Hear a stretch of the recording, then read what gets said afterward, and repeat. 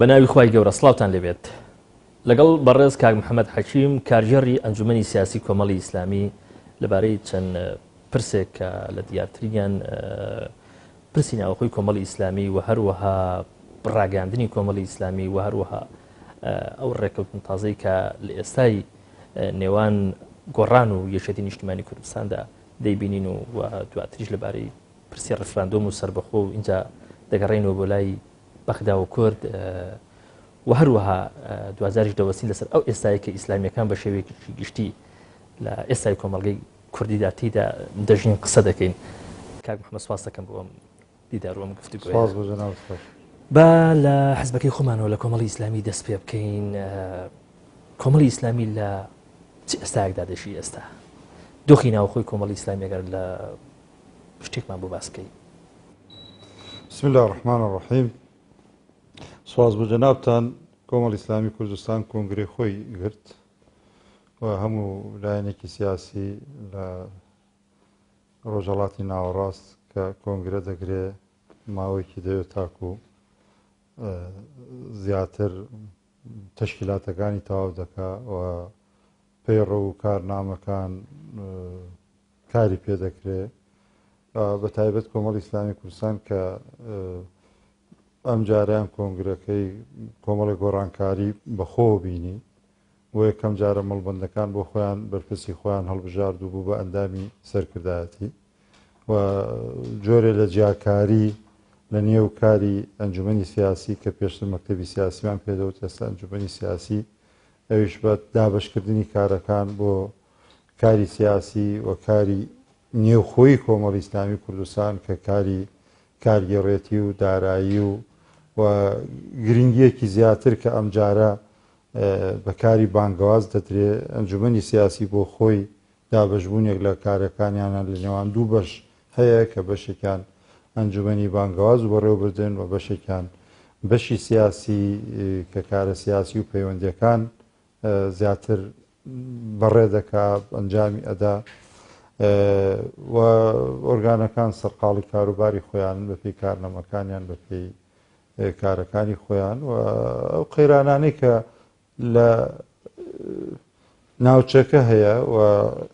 لە کوردستان هەیە و ئەو قەیرانی سەرۆکایەتی و بارودۆخی دارایی ئەمانە هەمووی هۆکارن کە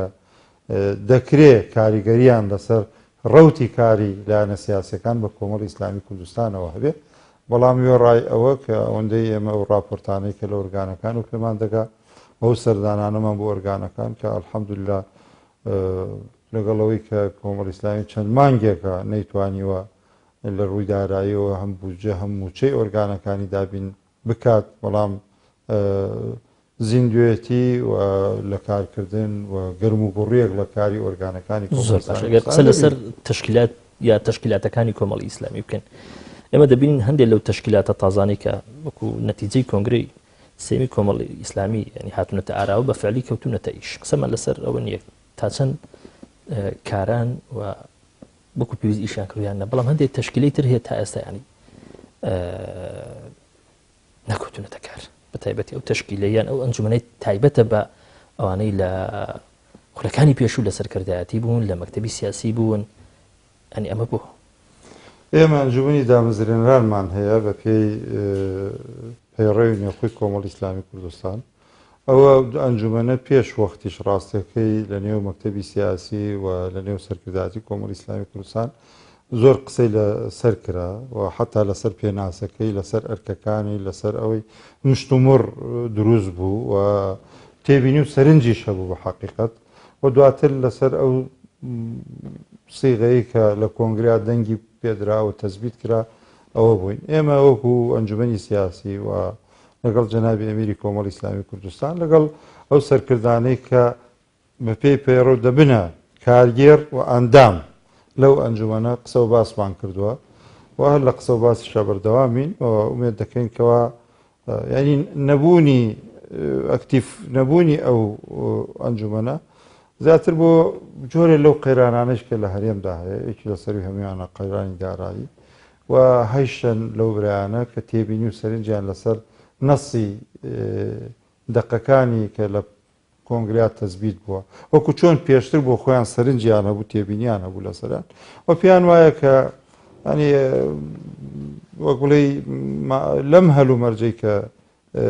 کوردستانی تێدایە و باودۆخی دارایی هەرێمی کۆمەڵی ئیسلامی تێدایە بە هەرێمەوە تەبعاً دەکرێتەوە قسەی لێ بکرێ و دوا بخرێ و تاکو ئێستا بە حەقەتەوە ئەنجومەنە ئەکتیڤ نەبووەتەوە بەڵام ئێمە طبیعی ئەو ئەنجومەنە بە پێی پەیڕۆ کاروبارەکانی دیارە کە کاریەڕێتێکیان دەبێت و کۆبنەوەی 6 مانگ دەبێت لە کۆبنەوە فراوانی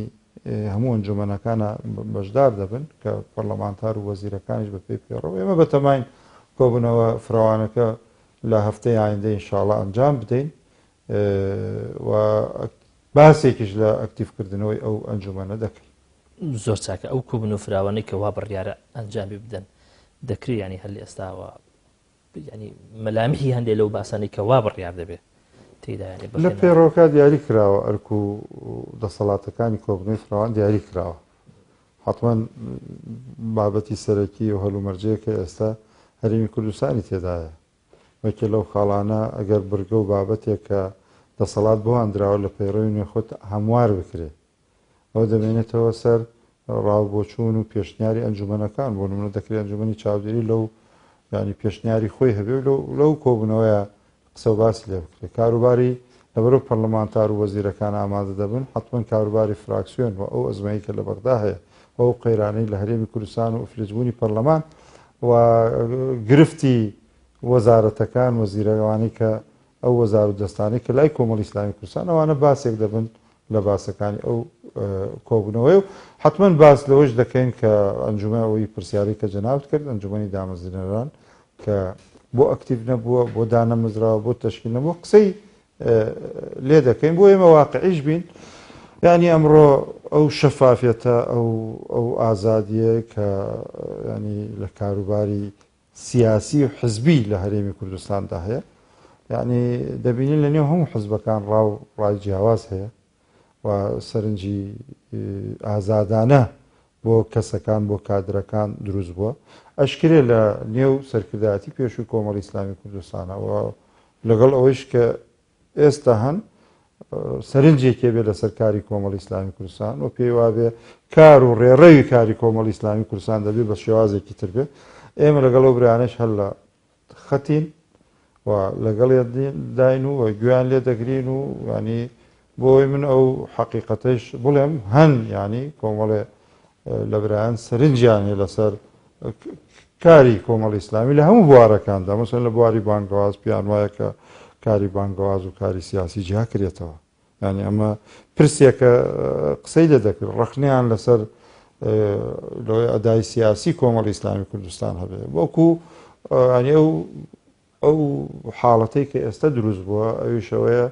کە ڕخنەگرتن لە نێو حزبەکان هەیە و سەرنج دەربڕین هەیە بەڵام تاکو ئێستا کۆمەڵی ئیسلامی کوردستان خۆشبەختانە ینی توانیومانە کە لەگەڵ ئەو برانەی کە دامەزرێنەری کۆمەڵی ئیسلامی کوردستانن و خەباتیان لە ڕیزەکانی کۆمەڵی ئیسلامی کوردستانە هەبووە ئێمە لەگەڵیان بین و لە پێشنیار و سەرنجەکانیان زۆر چاکە هەموو پێکاتێکی سیاسی حزبی ویان ڕێکخراوەیی پێویستی بە کاری دەستە جەمعی هەیە لەناو تەشکیلاتە جۆرا و جۆرەکانی کۆمەڵی ئیسلامی کاری دەستە جەمعی چۆنە تا ئێرەیانی ئێوە وەکو ئەمە پێم وایە کاری دەستە جەمعی لە نێو ئۆرگانەکانی کۆمەڵی ئیسلامی کوردستان تاکو ڕادەیەکی باش سەرکەوتووە و طبیعی من وەکو ئاماژەم پێدا کە ئێمە کارەکانمان دابش کردووە لە مەکتەبی سیاسی ئێستا وەکو خۆم دیارە بۆ سیفەتەی کە جەنابەت ناوت هێنام زیاتر کاروبارە سیاسی و علاقاتەکان ئەو دەکەم زۆر تەفاسیلی کاری ئۆرگانی کۆمەڵی ئیسلامیم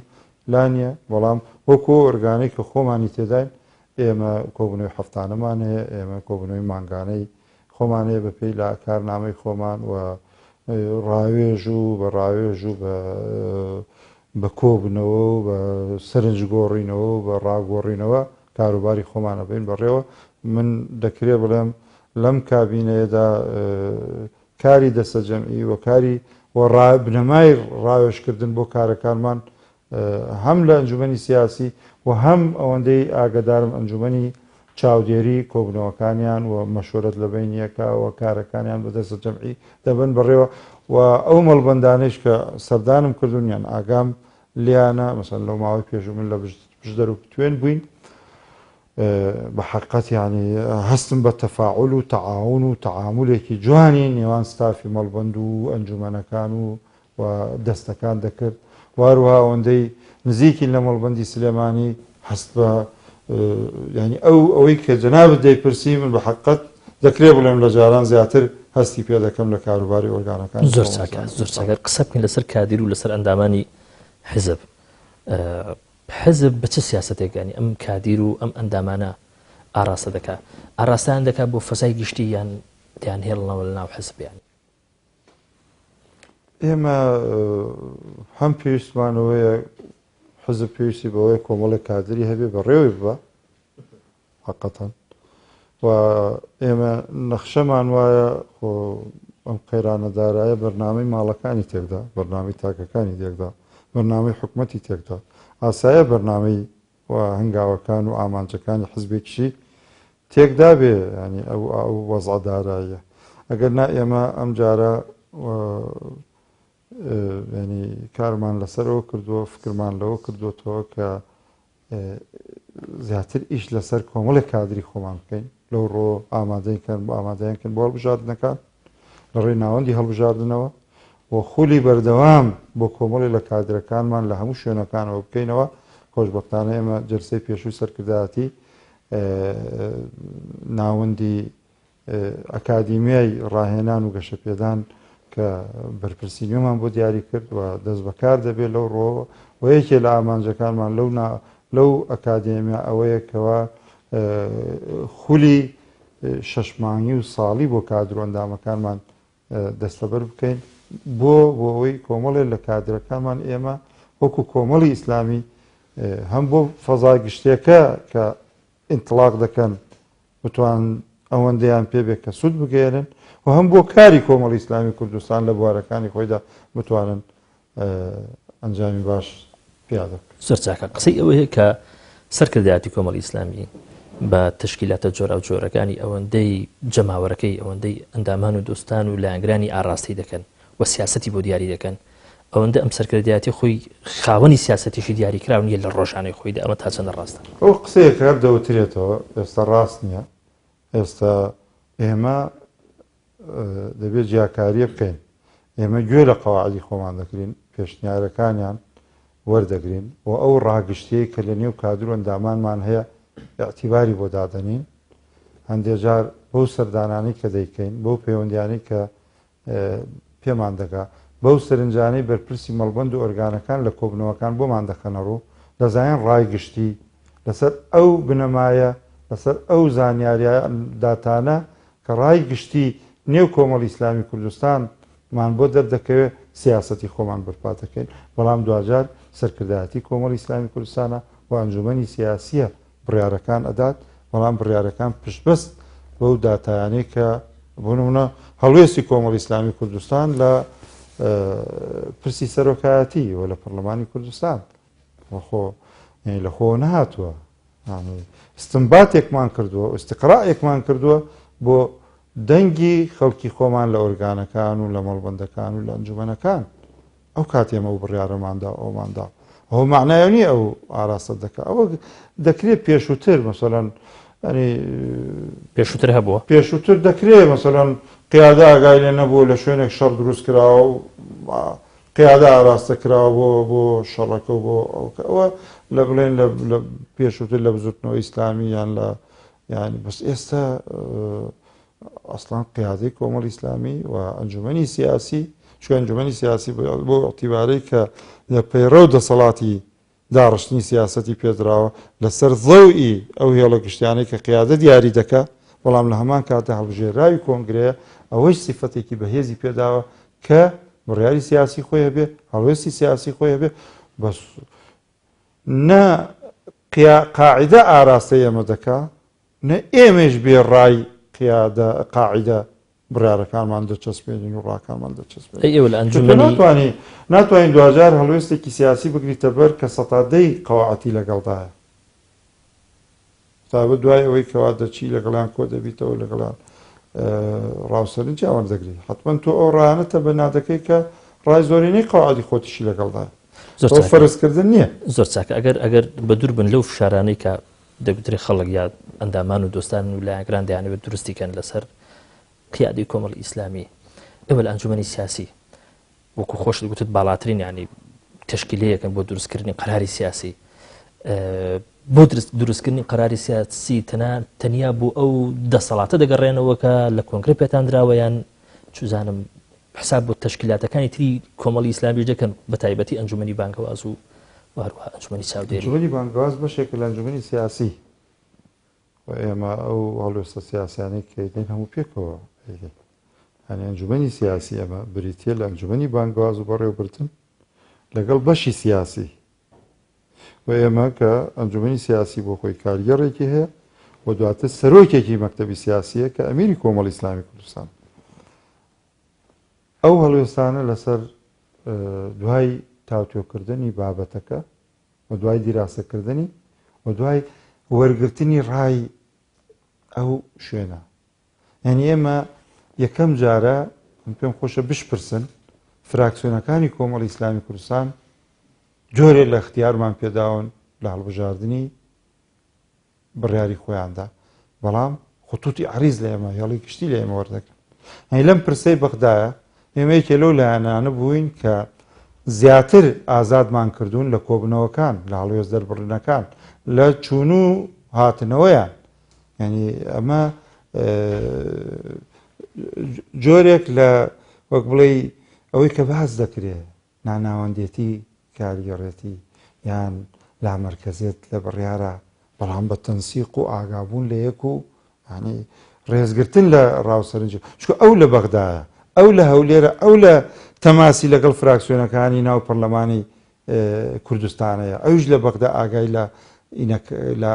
بەڵام هێڵی گشتی سیاسەتی خۆی لە ئێمە وەردەگرێت. ئێمە لەو ڕۆ من پێم وایە دەکرێت بڵێن ئێمە قەیرانی داراییمان هەیە، بەس قەیرانی بڕیاری سیاسیمان نییە ئەم جارە ئێمە ئەم جارە ینی قەراری سیاسیتان قۆرەق نەکردووە وەکۆتان نەکردەوە لەو ئەنجومەنەی کە ئەنجومەنی سیاسیە نەخێڵ چونکە دواتر ئەو قەراراتانەی ئێمە لە سەرکردایەتی تاوتۆ کراوە و زۆرینەی سەرکردایەتی پەسەندی کردووە. دەکرێت برایەک سەرنجی خۆی هەبێ، ڕای خۆی هەبێ، بەڵام دوجار ڕای زۆرینە نەک ئەم کابینەکانی پێشوش لای ئێمە کاری پێدەکرێت و یاعتیباری پێ. زۆر چاکە. قسە لەسەر ئەوە نییە کە فعلەن کۆمەڵی ئیسلامی لە دروستکردنی قەرار و سیاست خاوەنی سیاسەتێکی تەڕادەیەشی زۆریە کردووە، قسەمان لەسەر ئەوە نییە. بەڵام نێوماڵی کۆمەڵی ئیسلامی ڕەنگە نازەم لەوە هاوڕادەبی لەگەڵ میاننا نێوماڵی کۆمەڵی ئیسلامی تێکەڵەیەشی هەمە ڕەنگە هەتا لە ڕووی فکریشەوە تا ئێرەش هەر ئاوە هاتووە. ئەم تێکەڵە هەمە ڕەنگە قەرار وایە ئاوەها بمێنێتەوە درێژەی پێ بدەن یا لە ئایندەدا لێدەن و قەراریەوە دەن کە هەموو شتێ بکەن بە یەک ڕەنگ. نا ئێمە لێ نادەین، بەس پێشم وایە هەندێک پرس و بابەتی فکری یان ینی زۆر ئیبراز دەکرێت هەندێک جار نەک لە نێو کۆمەڵی دەکرێت نێو لایەن ئیسلامیەکانی تریشدا. من پێم وایە پێویست بۆ ناکە ئێمە هەندێک مەشاکل بۆ خۆمان بخڵقێنین کە هیچ پێویستیمان پێ نییە، هیچ پەکمان لەسەری نەکەوتووە. و کۆمەڵی ئیسلامی کوردستان هەر لە سەرەتاوە ئازادیەکی داوە لە کۆمەڵێ لە مەساحەیەکە ئازادی بە کادر و ئەندامانی داوە، لە بێروبۆچوونی جیهان هەیە، لە بابەتێکە، لە پرسێکە، لە قەزەیەکە، لە وەزەیەکە. بەڵام دواتر ئێمە حزبێکی سیاسین، گرنگەوەیە وەکو حزبێکی سیاسی ئەو یەکگرتووی بڕیارە کە لەوەیە لە هەندێک حزبی کیان نەبوو بێ، ئەمە سەرکەوتنێکە بۆ کۆمەڵی ئیسلامی کوردستان. دەمێنێتەوە هەندێک پرسی تر هەیە کە ئێمە حزبێکی ئیسلامین وانە دەکرێت لە هەندێک بواری فکری، هەندێک بواری ئیجتیهادی ئەوە ڕای جیاواز هەبێ بۆ سەرنجی جیاواز هەبێ. ئەوە ئاساییە بۆ هیچ قەنەعەتمان وان نییە کە ئەوانە سەرکوت بکەین و فکرێجیا سەرکوت بکەین، بەڵام تەرشیدی بکەین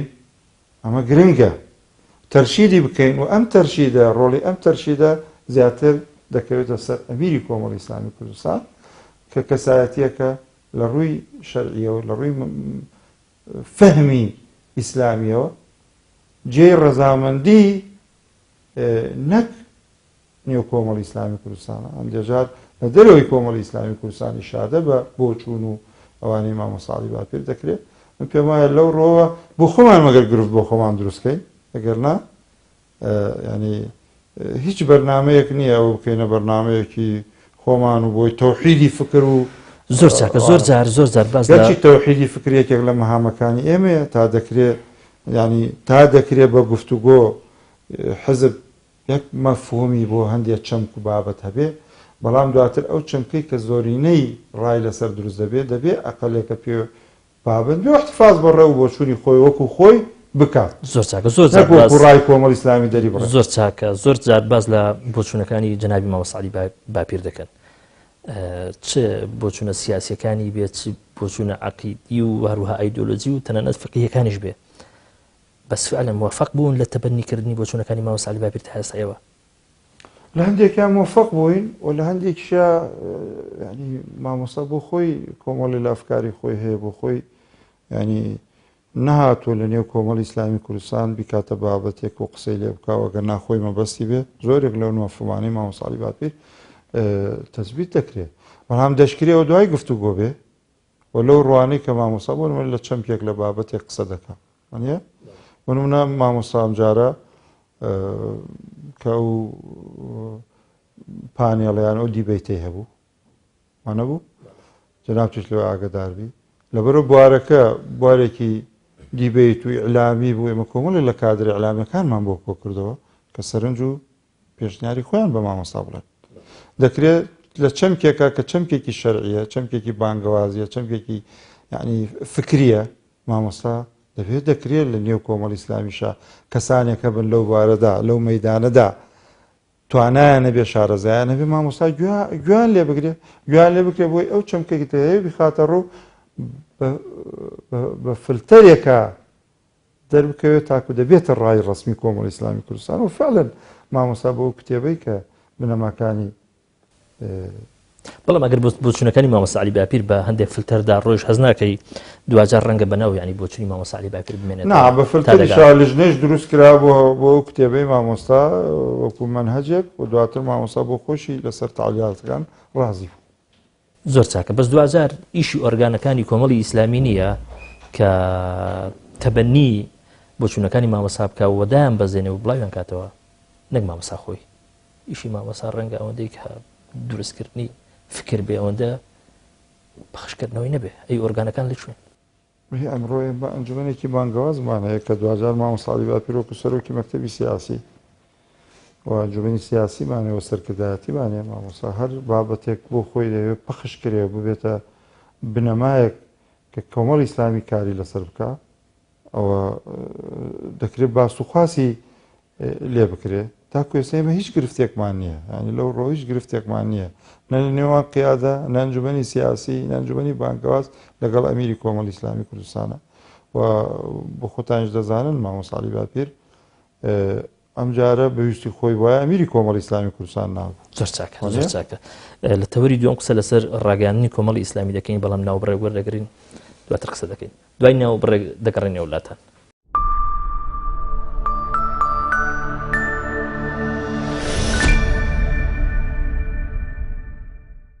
دووبارە سڵاوی خی گەورەتان لێبێت لەگەڵ بەڕێز کاک محەممەد حەکیم کارژێڕی ئەنجومەنی سیاسی درێژە دەدەین بە گفتوگۆکەمان دووبارە سپاس دەکەم کاک محەممەد قسە دەکەین لەسەر ڕاگەیاندنی کۆمەڵی ئیسلامی ڕاگەاندنی ئێستای کۆمەڵی ئیسلامی لە چ دۆخێکدایە و پێ وایە کە وەڵام دەرەوەی ئەو ئێستاە بکە ئێستا ئێمە تێدا دەشین بە پێی توانەکانی کۆمەڵی ئیسلامی کوردستان پێم وایە ڕاگەیاندن ڕۆڵێکی چاک دەبینێ و ئەو جیاکاریش کە کراوە دوای دروستبوونی کەناڵی بانگەواز من پێم وایە ئێستا کۆمەڵی ئیسلامی کوردستان لایەنێکی ئیسلامی سەرکەوتوو بووە کە لەوەی دوو کەناڵی هەیە کەناڵێکیان کە کەناڵی بانگەوازە بۆ بانگەواز بۆ بابەتی دینی و بە بابەتی فکری هەندێک جار من کە دەبینێم کۆمەڵی بابەتی کە لەو کەناڵە دەبینم کە بەڵێ پێویستی بە چاکسازی زیاترە و چاکردنی باشترە و هەروەها پەیامیش کە زیاتر تەرخان کراوە بۆ کەناڵێکی سیاسی خەبەری کە ناومان لێناوە بەڵێ لایەنەکانی تر کۆمەڵایەتی و پەروەردە و فکری فرامۆش ناکە بەڵام زیاتر کە وەکو کەناڵێکی سیاسی خەبەری دەردەکەوێت زۆر چاکە مادام باسی پەیامت کرد ماوە من تەسەورم وایە کە بڕێن بوارە سۆشیال میدیاکە کە دەبێت برەوی زیاتر پێ بدا و چاکی بکە ئەگەر توانایشە بێ ئێمە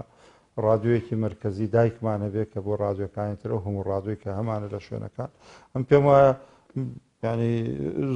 جۆرێک لە پێشکەوتنیش لە ڕاگەاندنی کۆمەڵی ئیسلامی کوردستانە دەبینیم بەڵام تەبان ئەمە پرسیارانی کە پێشتریش کردت ئەم بەڕاستی ئەمەی ڕاگەاندنی کۆمەڵیش بە یەک جملە دەڵێم من هەر تەبعم نییە کە حەقایقەکان نەڵێم کۆمەڵی ئیسلامی کوردستانیش بەڵێ ئەو هەموو چاکەی کە باسمان کردووە و هەموو ئیشانە بەڵام کەم و کورتیش هەر دەبن زۆر چاکە ئەگەر قسە بکەین لەسەر کۆمەڵ لەسەر پەیام لەسەر کەناڵی ئاسمانی پەیام کە چەند مانگێکە بۆتەوە تا ئێرە پەیام چۆن دەبینن ئەم پێم وایە تا ڕادەیەک پەیام سەرکەوتوو بووە لە بوارە ینی ئەوەی کە بۆی دیاری کراوە و کەناڵێکی سیاسی خەبەری بەڵام گرنگەوەیە کە پەیام کۆنتاکتی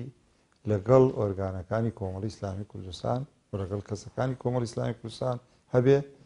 و خەڵکی کۆمەڵی ئیسلامی کوردستان تا ڕادەیەک خۆشی ینی هەموو چالاکی و نەشاتانەی کە ئۆرگانەکانی کۆمەڵ و کەسەکانی کۆمەڵیکەن دەبێت بوارێکە بێ کە خۆیانی تێدا ببینەوە ئەوە گرنگە چکێمە تاکە کەناڵێکە کە هەمانە مەسەرن حزبیکە هەیە کەناڵیە کەناڵی سێبەریە توانای هەیە کەناڵی حزبی هەیە هەواڵە حزبەکان زیاتر لێ پیشانەدا ئەمەکان ترشتی ئەوە ئەزانی نێکێتیەتی پارتیەتی بەڵام کۆمەڵ تەنها ئەم کەناڵی هەیە ئەم پێم وایە لە ڕووە خەبەری و سیاسەکەەوە شەوتێکی باش بڕاوە دوای ئەو دابڕانە کە پەیام کەوتوتە کات لەو ڕۆیشەوە کەەوە کۆنتاکتی هەبێ هەم ئۆرگانەکانی کۆمەڵی ئیسلامی خۆشیان لە چالاکیەکانیان ببینەوە و هەم پێشنیار و سەرنجەکانیان نادیدە نەگیرێ و لەگەڵ جەماوەر و بینەری خۆشیان پەیام بتوانێت ئەو کۆنتاکتە بە شێوازی لە شێوەکان ڕاپرسی دەکا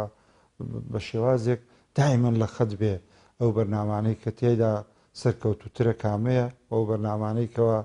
لاوازە لە چیدا لاوازە بۆ لاوازەوەی زیادەوە چیش پێویست دەکا کە بیکە زۆر چاکە چون مامەڵ لەگەڵ ئێستای کەناڵی ئاسمانی پەیامدا دەکەن ڕۆژانە سیاسەتی ئەم کەناڵت ئێوە دیاری دەکەن یان چوارچێوەیەکتان بۆ دیاری کردو و دواتر ئەم ستافە دێ ئیش لەسەر یان نا ئەو چوارچێوەدا ئیش دەکات یا قەرار وایە ئیش بکە ئێمە چوارچێوەکمان دیاری کردووە و لەبەرەوە سەرەتای کاریشە ینی ئێستا ئێمە و کۆنجەوەنی سیاسی لەوەی لەم ڕۆژانە بۆ کەناڵی بۆ تۆڕی میدیایی کۆمەڵ بۆ تایبەت کەناڵی پەیام ئێمە هەڵوێستەکانمان لەسەر وڵاتان لەسەر کێشەی ناوچەکە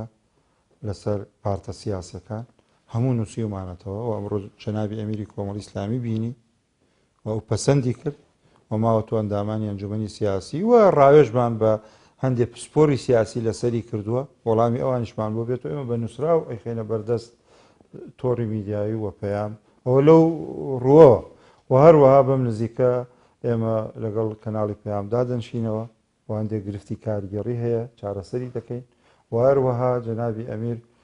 پاش گوێگرتن لە ستافی تۆڕەکە و ستافی کەناڵەکە ئێمە لەو ڕۆیشەوە کۆمەڵێ ڕێنمایی تر کە ئەمیری کۆمەڵی ئیسلامی کوردستان دەینووسێتەوە و دەیخینە بەردەستی تۆڕەکە و کەناڵی پەیامکە وەکو هێڵی گشتی لەبەر دەستیان و ئەمما ئێمە ڕۆژانە بین بە حەقیقەت ئێمە لێرەوە دەبێت شتێک بڵێن بە تایبەت بە جەماوەری کۆمەڵی ئیسلامی کوردستان و ببینەرانی کەناڵی ئاسمان ئەم کەناڵە کەناڵێکی مەرئیە دەیبینی تۆ و ئیشێکی ڕۆژانەیە وانە یعنی مەرجنی هەموو شتێکی بابەتێکی بەدڵی منە بەدڵی تۆ نییە هەواڵێکدا دەبەزێنێ بە دڵی یەکێکە بە دڵی یەکێکە نییە وانە مەرج نییە ئەمە خواستی هەموو بینەرەکان بێنەتیدی ئەو بابەتە ئەو هەواڵە ئەو بەرنمەیە سەرنج هەر دەبێ ئەم پێم وایە دەبێ ئێمەش لەو ڕۆوە بینەرانمان یارمەتی دەربن کە دەکرێت ینی بەرنمەیەک سەرنجال بگرێەوە کارێکی ڕۆژانەیە لەوەی ئەو بۆ بەرنمەیەک مندا دەنشم دەیبینم 40 دقەیە بۆ 40 دقەکەش تانام نەبێ هەمووی ببینم بەڵام ئەوە 5-6 ساعت پێوە خەریکن دەکرێت چەند ڕۆژە پێوە خەریک بن وانە هەندێک جار ئەو تەماشای تەلەڤیزیۆنەکە دەکات دەبی خەلەر دەبینێ ئیتر نازانێ ئەخدەی ئەو توانایانەی کەناڵێکی ترێتی نییە وانە من هەندێک جار هەڵمە پێچن بۆی پەیوەندی بکەم کە پەیوەندی یەکەم سیرەکەم بۆم ڕوو نەبێتەوە ئەخکاکە جیازێکە بە 3 دەفتەرە ئێوە بە 30 وەرەقە ئەخدەی 30 وەرەقەیشی 3 دەفتەر دەکات نایکە وایانە کۆمەڵەیە ئین کە ڕوون دەبیتەوە کاکە بۆیە تحقق و تەثەبوت لە بینەر هاوکارە بێ بۆ کەناڵەکە تحقیق بکە تەثەبوت بکە بزانە قەزێکە چۆنە بابەتەکە چۆنە وانە کەم و کورتیش هەر دەبێ و دەشکرێ ئێمە ینی وەکو هێڵە گشتەکان دەخینە بەردەستی بەڕێوبەران ملاحەزاتیش دەبێ دەیاندەینێ لە کولە ڕازین لە پێیان لە کولە ڕازین لە پەیام لە کولدا بەڵام جاربەر فۆرماتیشیەوە زۆر چاکە بە قسە بکەین لەسەر یا لەسەر پرسێشتر بوەسین کە تایبەتە بە بزوتنەوەی گۆڕان و یەکێتی نیشتیمانی کوردستان دوجار ئەم هێزە یان ئەم دوو هێزە گەیشتن بە ڕێکەوتن کۆمەڵی ئیسلامی ئەم ڕێکەوتنە چۆن دەبینێ دوو حزب پێکەوە ڕێک دەکەون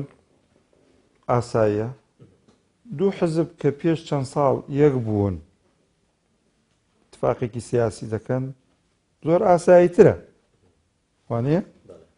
ئەگەر یەک بگرن طبیعیە ینی وانە دوو حزبی سیاسی پێشتر یەک بوون ئاساییشە یەک بگرنەوە بەسەر کۆمەڵی بنەمای نییە ئەم اتفاقیە سیاسیە اتفاقی سیاسی پێشووتر کراوە داهاتی کوردستان دابەش کراوە و ئاسایش بوو ئاسایش بووە ئێمە لەو ڕێککەوتنە سیاسیەدا دەبینین زۆرێک لە خاڵەکان یەک دەکاتەوە لەگەڵ ئەو پاکێجانەی کە ئۆپۆزسیۆن تەقدیمی کردو ئێمە بەشێک بووین لە ئۆپۆزسیۆن و هەروەها ئەوەی کەوا پێداگیری لەسەر سیستەمی سیاسی هەرێمی کوردستان دەکات ئێمە لەگەڵ چوارلایەنەکە پرۆژەمان هەبووە پێکەوە وایەنە بۆیە پێمان وایە ڕێککەوتنێکی چاکە کراوە و نەکی ئێمە پێم وایە پێش ئێمە دەبێت پارتی دیموکراتی کوردستان ئیجابیانە بڕوانێتەوە ڕێککەوتنامە و بە هەنگاوێکی بزانێ بۆ دەستپێکردنەوەی گفتوگۆکان و چارەسەکردنی ئەم قەیرانە و ئاکتیڤکردنەوەی پەرلەمان و دواتر ئەمانە هەمووی خزمەت بە و دروشمە دەکا کە ئێستا پارتی ئیشی لەسەر دەکا و دەیڵێتەوە کە ڕیفراندۆمە و دەوڵەتی سەربەخۆیە باشە ڕیفراندۆم پەرلەمانیەوێ پەرلەمان ئەکتیڤ بوونەوەی دەوێت ڕیفراندۆم یاسای دەوێت یاسا پەرلەمان دەری دەکا ئەمە با بکاتە دەرفەتێک و باشتر لێ بچێتە پێش چۆ بە حقیقەت ئەو بەیاننامەی پارتی دیموکراتی کوردستان پێم وایە دەکرا بە شێوازێکی تر بێ و نەختێ نائومێدی لای خەڵکی هەرێمی کوردستان دروست کرد زۆر چاکە لە دوای ئەم ڕێکەوتنە ئەم دوو هێزە بزوتنەوەی گۆڕان و یەکێتی نیشتیمانی کوردستان ڕای دەگەێنن کە هەر هێزێشتر گەربیەوەی دەتوانێت ببێ بە بەشێک لەو ڕێکەوتنێکی لە نێوان گۆڕان و یەشەتیدا ڕووی داوایانی ڕێکەوتنەکە ڕێکەوتنێکی کراوەیە ئێوە لە بەرامبەر ئەوەدانی هەڵوێستان چییانی ئێمە دوجار مەکتەبی ئەنجومەنی سیاسی و سەرکردایەتی ئەو بابەتە باز دەکەین و ئەوە کاتێک دەبێت کە حتمما دیارە ئەوان کە لە اتفاقێکا باسان لەو خاڵە کردووە پێچێ وەفد و لیجانی وەکو باسان کرد لیجانی مشترەکیان دەبێت و دیارە لەگەڵ لایەنەکان قسە دەکەن هەر کاتێک قسەیان لەگەڵ کردین و بە فەرمی ئەو بابەتیان لەگەڵ باس کردین و ئێمەش کۆمەڵی پرسیارمانێ لەو ڕۆ کە دەیکەین وانە و ئێمە دەبێت بزانین کەەوە دوای ڕێککەوتنەکە چی یەکێتی و گۆڕان بەنیازی چین وانە ئەمانە هەمووی دیراسە دەکەین دوجار ئێمە لەو زۆر چاکە پێرەچە دابەشبوونێک کاک محەممەد ڕووبدا بە تایبەتی لە دوای ئەوەی خەریکە ڕوون دەبێتەوە هەڵوێستی پارتی دیموکراتی کوردستان لە بەرامبەری ئەو ڕێکەوتنە چییە؟ ئێستا دوو هێز ڕێکەوتنێکیان کردووە کە گۆڕان و یەکێتین و لە بەرامبەریشان پارتی دیموکراتی کوردستان هەیە پێناچی ئەم دوو لایەنە قوبڵی ئەوان بێ لانی کەم پارتی دیموکراتی کوردستان کە لەو نێوانەدا بێلایەن هەبێت چی دەکەنەوە؟ نا دەکرێت زانی چۆنە خۆ تۆ بێ تۆ هەر ڕۆی بچیتە ناو اتفاقێکەوە بابەتێکی کەوانێ بەڵام فاکتەرێک بی کە ئەو اتفاقێ وا بێت تۆش هاندەرێک بی کە بێتە هەوێنی چارەسەرکردنی قەیرانەکان وانە ئەو دەبێت ئێمە لە کۆبنەوەکانمانە لەگەڵ گۆڕان و یەکێتی ئەگەر لەو ڕۆ هاتن و قسەیان لەگەڵ کردین ئێمە قسە و سەرنجی خۆمانمان هەیە کە ئێمە دەبێ وای لێ بکەین کە ئەو ئیتفاقی یەکێتی و گۆڕان و بە شێوەیەک لە شێوەکان حتا ئەگەر بتوانین لەگەڵ ئێمە قونسوڵێتەکانی دەرەوە قسە بکەین تایبەت ئەوان خۆیان کە دوو تەرەفی ڕێکەوتنامەکەن دەبێت قسە بکەن لەگەڵ قونسوڵەتەکان لەسەرەوانەی کە دایم لە خەتن ئەمریکا و ئێران بە تایبەت ئەو دوانە دواتر بەریتانیا ئەمانە بەردەوام لە وەزعی کوردستان و عێراق لە خەتن حتمما یەکێتی گۆڕان لەو ڕۆ قسەی خۆیان لەگەڵ دەکەن وا بکەن واج لە پارتی بکرێت کە بێین پێکەوە هەمومان دابنشین وانە و دەکرێت ئێمە لە هەندێک فەقراتی ئەو ڕێکەوتنامە متعاون و هاوکار و پشتیوان بین وانە و بەڵام دوجار ئەوە قیادەی کۆمەڵی ئیسلامیە و ئەنجومەنی سیاسیە بڕیار لەو بابەتە دەدات گرنگەوەی ئەم ڕێکەوتنە وای لێ بکەین بە هەمومان ئەویش هەنگاوێک بێ بۆ چارەسەری قەیرانەکان بەڵام پێشم وایە بەو ڕەتفعلەی پارتی جێی خۆی نییە و ئاڵۆزیەکان ئاڵۆزتر دەکا لە هەرێمی کوردستان و خەڵکی کوردستان لە نێو ئەم هەموو بێئومێدیە کە ئێستا تێدا بێئومێدتری دەکا و هیچ ئومێدێک بە خەڵکی کوردستان نابەخشێ و ئەو باسانش کە هەمومان پێمان وایە دوای 100 ساڵ لە ساکس بیکۆ ئومێدێکەیە کە ئێمە بتوانین شتێک بکەین ئەوانش لە گۆڕ ئەندرێن دواتر مێژوو دیسان لەسەرمان دەنووسێ و دەخوێنێ و ئەو کات مێژوو ڕەحم ناکە ئێستا هەیە نایڵێ حەقیقەتەکان ناڵێ یا لە ترسا بێ مراعات دەکا بە هەر شێوەی بێ دوای ئێمە مێژوو بۆ خۆی دەسەقاتە سەربرینەکان وەلایەنی تاوانبار لەو بابەتەیە وەلایەنی کەم تەرخەم لەو بابەتەیە دەستنیشان دەکەن زۆر چاکە بەڵام ئەوان یان کۆمەڵی هەز هەیە لە ڕابردوودا لە مێژوو و لە سزای مێژوو و لە نووسینەوەی مێژوو نەترساون ئێستا بۆ لە مێژوو بترسن ینی ئێستا لەبەر هەلێکە لە پێشە بۆ کورد واقعی ساکس بیکۆ بە نەزەری من تەبەن نەماوە ینی داعش بەشێک لە ئەجندای داعش بۆ نەهێشتنی اتفاقێکە بۆ تا زۆر باشکرا ئەم ساڵە ساڵێکدا 2 ساڵ 3 ساڵ سووریا بۆ بەشێکی عەلەوی بەشێکی سونە بەشێکی کورد دابش دەبێ و عێراقیش بۆ کورد و سونە و شیعە دابش دەبێ و ئێستا وەزعەکەیان نەقل کردووە بۆ لیبیا و لیبیاش زۆر ئاسایە باس لەوە دەکرێت داواش بکرێت بۆ دوو پەش و دواتریش وەزعەکە دێتە ناو میسر ئەمانە هەمووی نەخشەن ئێستا فرسەتە هاتووە ئێستا کە دەنووسرێ لەسەر ئەم مەقتەعە زەمەنیە بە تۆق دەنووسرێ زۆر چاکە قسە دەکەن لەسەر ڕێفراندۆم پێگەی توموحینەتەوەی کورد بۆ سربەخۆیی بۆ دەوڵەت لە لای کۆمەڵی ئیسلامی چۆنە لە شوێدایە لە بەرزترین ئازدایە لایەنێکین کە پرۆژەمان لەو ڕۆوە هەبووە هەنگاوەکانمان دیاری کردووە ئەوەندەی دەسەڵاتمان هەیە دێن بۆ لایمان قونسوڵێت و وڵاتان و هەموو لێمانە پرسن و ئەڵێن ئەوەی کە قەنەعەتمان پێێتی ئەڵێن و شەرم لە کەس ناکەین و ئەم شەڕێژ ئێستا کە یکەین بۆ ئەکتیڤکردنەوەی پەرلەمان بۆ ئەوەیە فەرمونون باسی ڕفراندۆم دەکرێت یاسا دەربکرێت کۆمیسیۆنەکە کە دروست کراوە هیچ فەرمانبەری نییە وانە ئیستفتا بە کێ بکە کێ بیکە خۆ ناکرێت ئێستا کۆمیسیۆمانێ بە بەغا بڵێن وەرە ئیستفتاکەمان بۆ بکە وانە و دواتر ئێمە لە ئێستفتا گرنگتر خۆ ئێستفتا ناتکا بە دەوڵەت یەک وەرەقەی یاسایە بەدەستەوە بێ وانە بەتاکید ئەمە باز بە شتی تر بکەین ئێمە چەند مهەیەین زۆر چاک ئەمە پرسیاری منە ئەمە پرسیاری منە ئێمە ئامادەین بەڕاست ئەمڕۆ بەو نێوماڵە شێواوی کە هەمانە ئامادە نین خۆی کاکەین تۆ مافی خۆتیشە کە دەوڵەت یعنی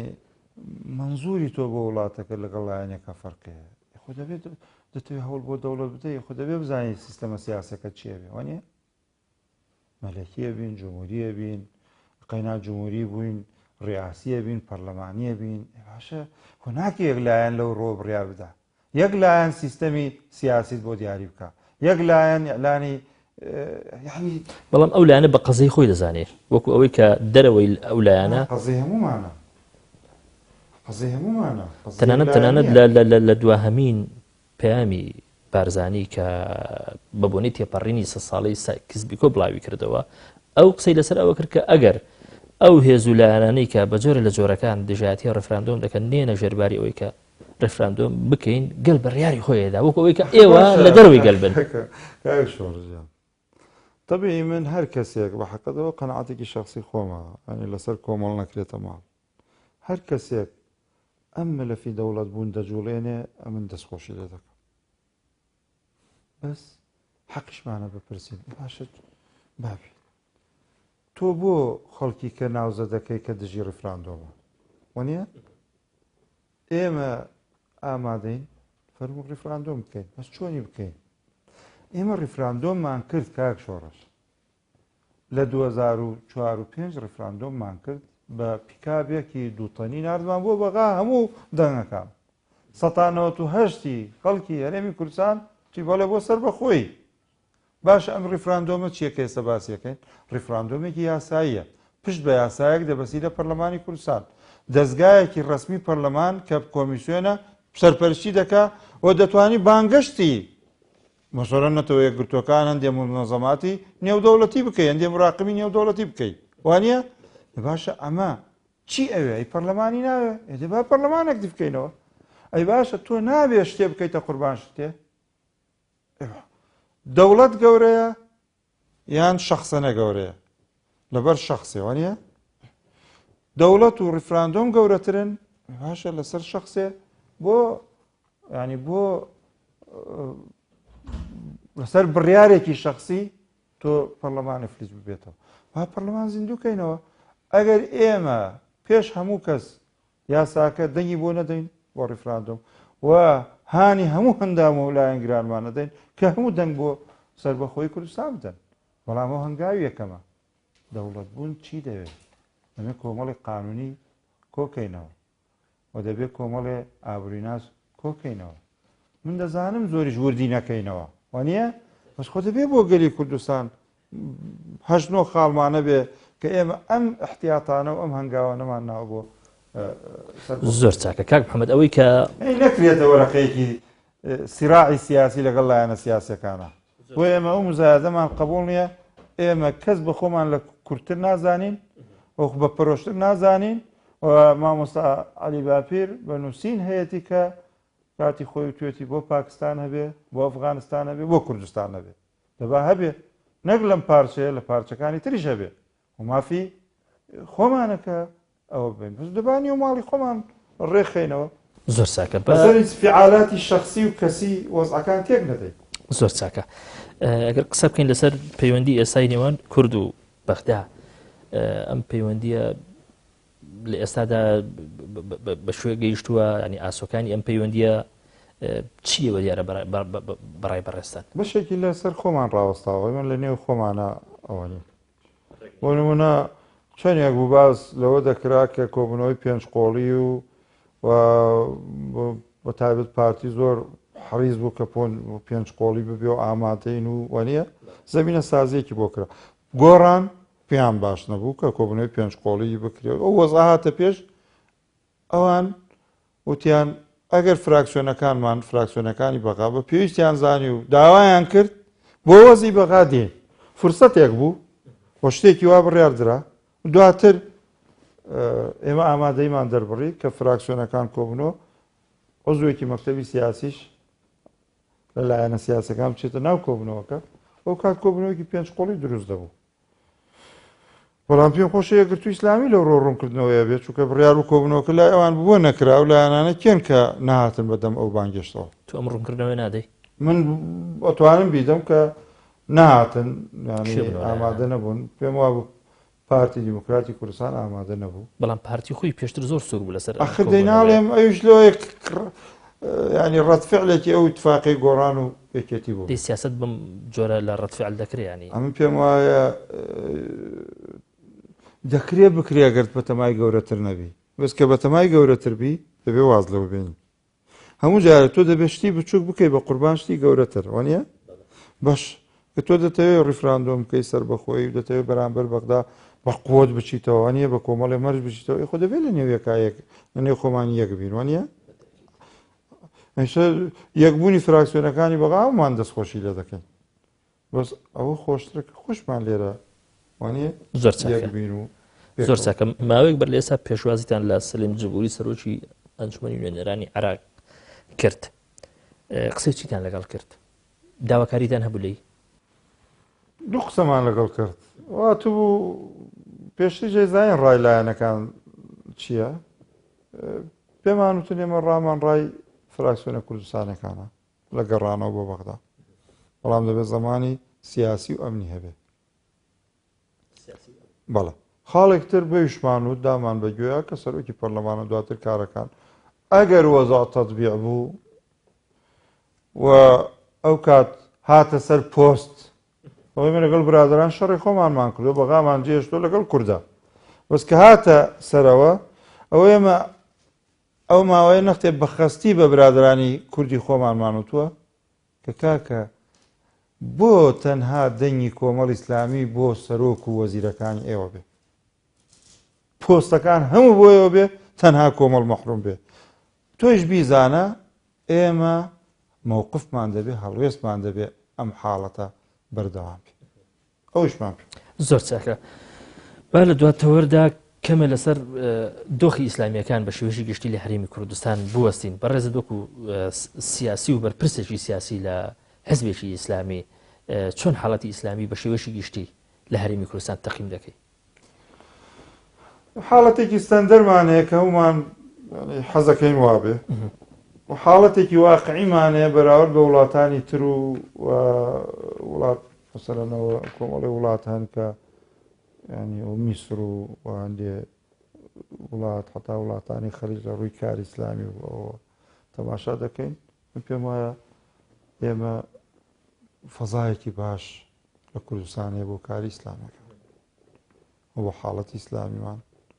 و بۆ کارکردن بۆ بانگەوازکردن بۆ چالاکی ڕێکخراوی بۆ چالاکی حزبی بۆ هەموو لەو ڕۆ فەزایەکی چاکەیە ئەو مەیدانێکی چاکە ماوەتەوە ئێمە تا چەند هەنگاوانەی باش ئیسیفادە لەم دۆخە باشە لەم دۆخە باشە دەکرێت ئێمە نەمانتوانی بێت هەم تاک لایەنەکان واتە کۆمەڵ بەجیا یەکگرت و بەجیا بزوتنەوە بەجیا سەلەفیەکان بەجیا سۆفیەکان بەجیا ئیسفادە لەم فەزا ئازادیە ڕێپێدراوە بکەین ئەمە حتمما دەبینە بەرباسی ئەمەش خۆمی کەم تەرخەمی نیە بربەستن و گرفتن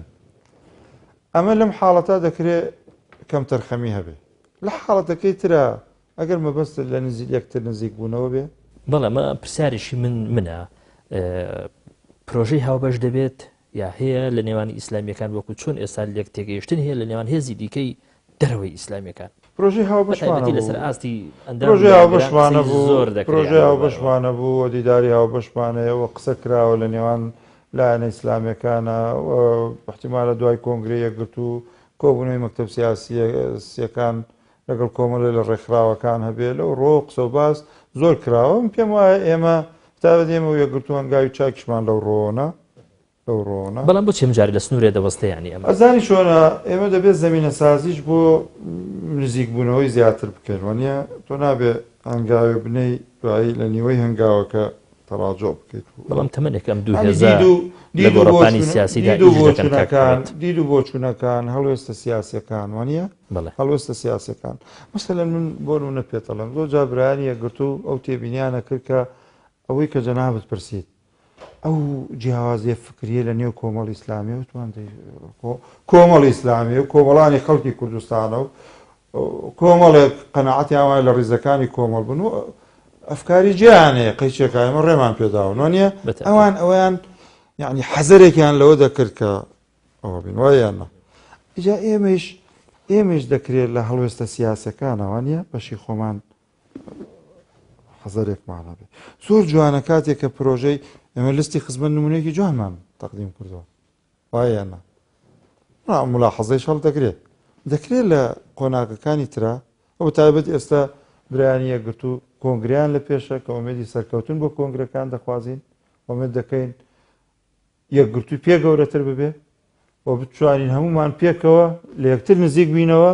و بۆ کاری ئیسلامی هەنگا و کاری هاوبەشی وامانە بێ دڵی هەموو ئیسلامیەک و مسلمانێکی کوردستان خۆش زۆر چاکە زۆر سپاس دەکەم زۆر بەڕێز کاک محەممەد حەکیم کاژێری ئەنجومەنی سیاسی کۆمەڵی ئیسلامی سپاس بۆ جەنابەت و هاوکاران و ئامادەکارانی ئەم بەرنامە زۆر سپاس بۆ ئێوەش